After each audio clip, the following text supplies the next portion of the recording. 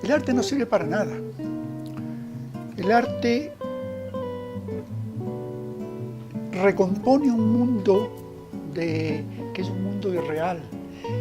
El arte se acerca por eso al sueño, se acerca a lo imposible. El arte te revela una inconformidad con la realidad. El arte es un ejercicio de venganza contra el mundo, contra este mundo que nos ha tocado vivir. Y por eso el artista es un dios, es alguien que compone de otra manera este universo mal hecho.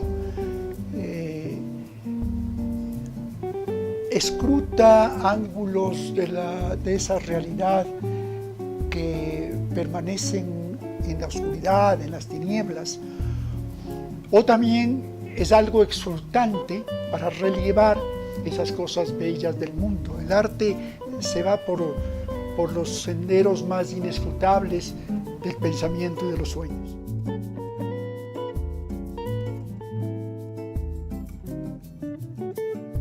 Yo siempre he estado al margen de la injerencia o posible injerencia de los gobiernos en la cultura. Yo creo que mientras menos intervenga el gobierno en la cultura es obviamente mejor, porque el artista necesita para crear libertad. Y los gobiernos, unas veces con intención y otras veces sin ella, coartan esa libertad o tratan de que esa libertad vaya por senderos que al gobierno le interesen. Entonces, mientras más alejado esté el artista o el arte de los gobiernos, me parece que es mejor.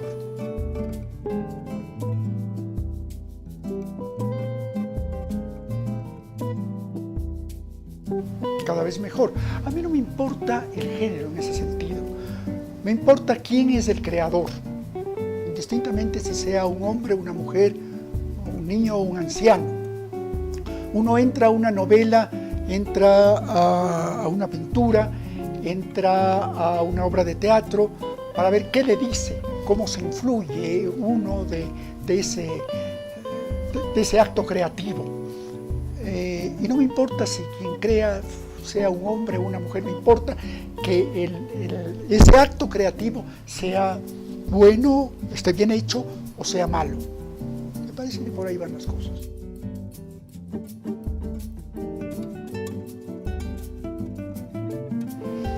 Siempre hemos sido, ¿no? Siempre hemos sido. Me parece que eso ventajosamente se va limando, se va transponiendo.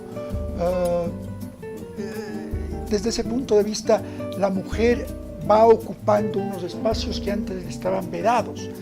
La mujer ha tenido una lucha larga y dura a través de toda la historia, porque esta ha sido, te hablo de la sociedad occidental, una sociedad patriarcal.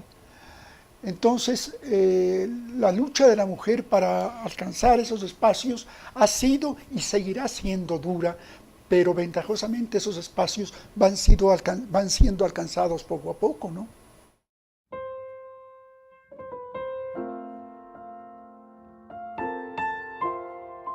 Horrible. Horrible, un gobierno dictatorial, autócrata, en que el pensamiento del dictador era unívoco, en que se soslayaron todas las libertades, todas, y el pensamiento del dictador era el único que contaba para el ejercicio de la sociedad, para la marcha de la sociedad. Unos 10 años en que los bienes públicos fueron confundidos con los bienes privados y se usaron a discreción de la gente que estaba alrededor del poder. Unos 10 años de despilfarro y robo, unos 10 años de nepotismo, unos 10 años de corrupción, como creo yo nunca se ha visto en la historia.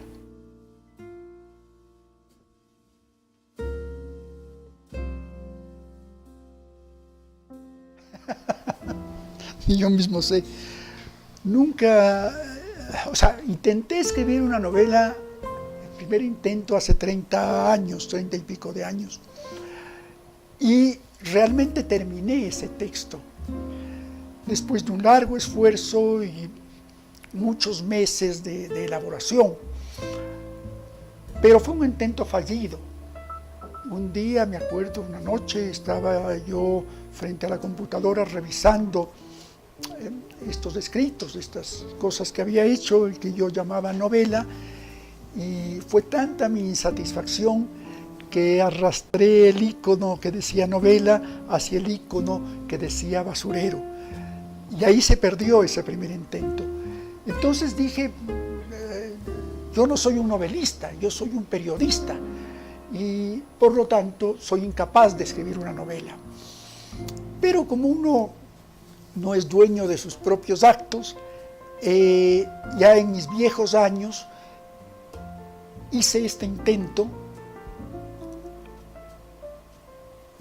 que es una reflexión sobre la vejez, sobre la muerte, sobre el amor, sobre el desamor, sobre la memoria, sobre la desmemoria. Y fue un texto que me fue atrapando. Y quizás a pesar mío, fue saliendo esta narración con una experiencia muy curiosa, Juan José, pero muy curiosa. Esto comenzó más como un ensayo sobre la vejez, sobre el olvido, como te digo, sobre el amor, sobre el desamor. Y poco a poco, como que el texto que iba escribiendo me pedía unos personajes. Surgían de ese texto unas nuevas voces. Y quizás mi sensibilidad o mi virtud fue escuchar esas voces que salían del texto. Y poco a poco fue componiéndose esto que terminó siendo una novela, pero no comenzó siendo una novela.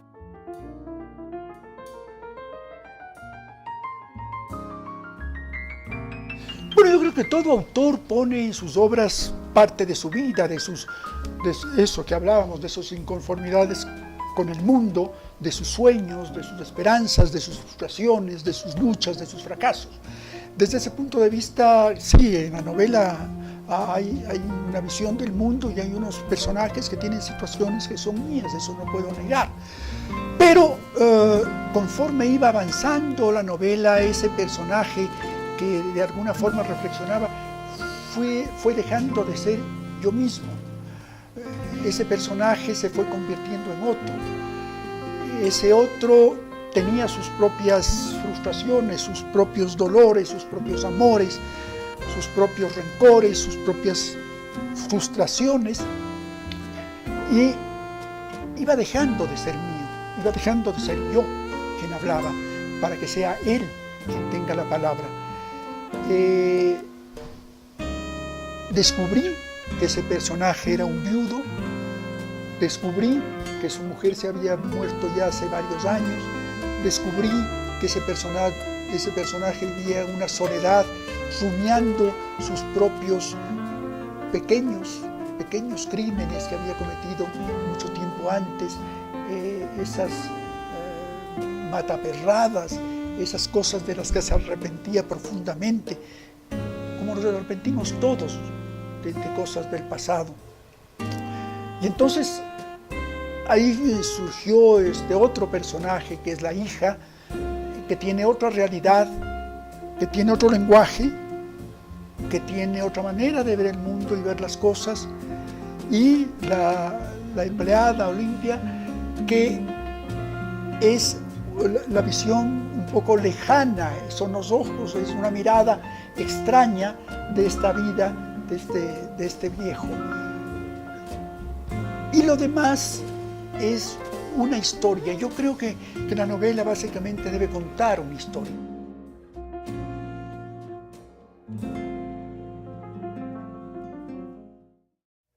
cuesta muchísimo saber. Lo que sí te puedo dar, el testimonio que te puedo dar, es que durante el proceso de escritura hubo una revisión constante del texto que iba saliendo, ¿no? Taché mucho, boté mucho, suprimí mucho. Traté de darle a la novela una economía, que sea una novela de economía verbal, que tenga un ritmo. Me preocupó mucho el ritmo dentro de la novela. ¿Cómo se siente el ritmo? Por la frase, ¿no? Para mí siempre ha sido igual en el periodismo, muy importante la cadencia. Y la cadencia te da la puntuación, básicamente, ¿no? La puntuación. Y te da es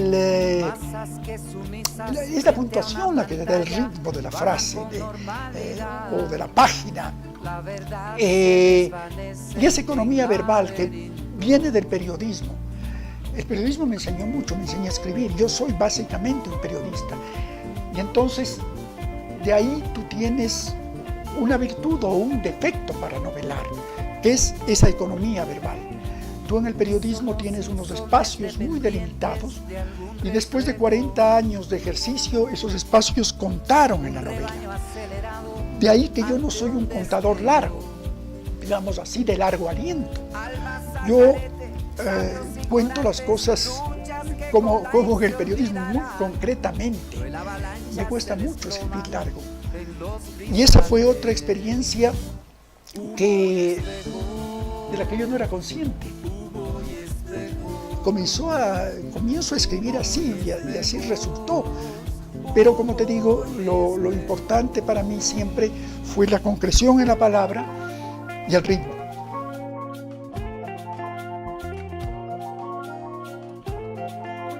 Bueno, lloré, por ejemplo, cuando el viejo regaba el árbol con las cenizas de su mujer adentro.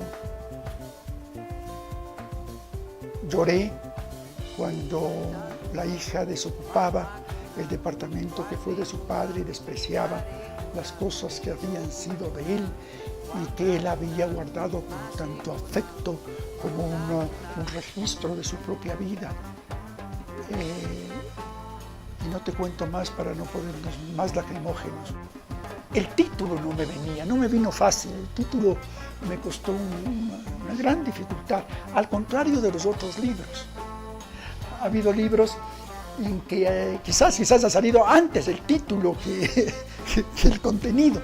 En este no, la novela estaba acabada, pero el título me costó mucho encontrar, hasta que vino el Espíritu Santo en forma de paloma y se posó y me dijo, Fatiga, y Fatiga salió.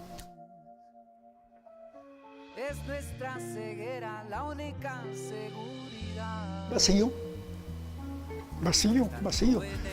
Y tú terminas un trabajo que te ha costado tanto,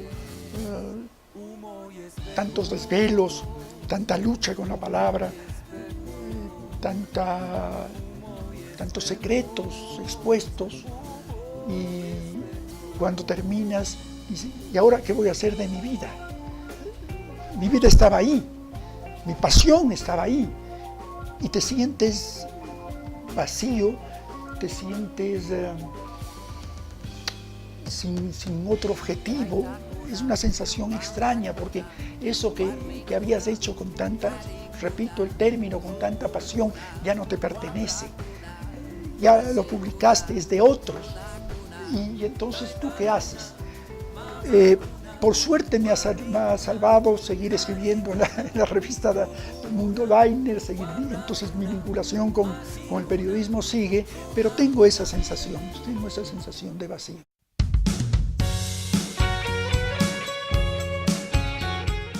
Es el principal ejercicio que tenemos los seres humanos para decir, para pensar, para expresarnos, para buscar, para soñar.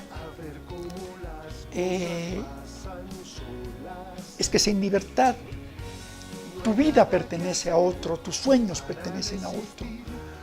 La libertad es el motor que te lanza a a eso, a la búsqueda, al experimento. Y es un encuentro con el otro, pero un encuentro muy íntimo. Te hablo del amor en general, el amor a los seres humanos, el amor a la naturaleza, a las cosas, a los animales, y desde un ámbito más íntimo, el amor a los tuyos, ¿no? Tú te juegas por esos seres que están íntimamente cerca tuyo, y eres capaz, te digo esto sin exageración de ningún tipo, eres capaz de dar la vida por esos que te acompañan. Me entrego al fluido de la vida. No hay nada que hacer en oposición. La fuerza del cosmos nos abruma. La contradicción o la aceptación, la lucha feroz o la mansa entrega. Es indefensión, incapacidad.